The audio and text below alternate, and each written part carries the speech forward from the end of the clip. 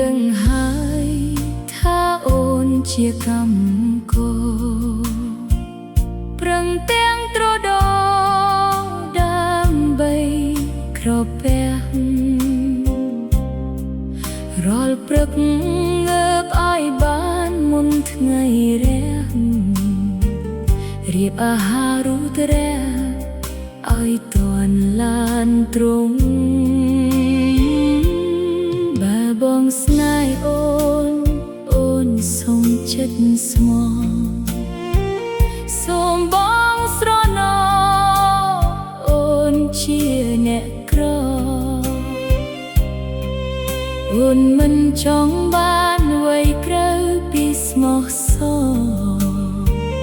រស់នៅមានក្រចេះយល់ចិត្តគ្នា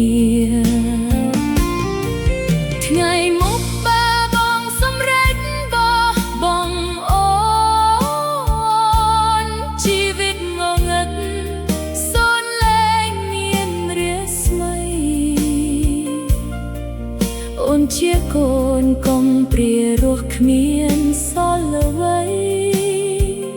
រស់លើ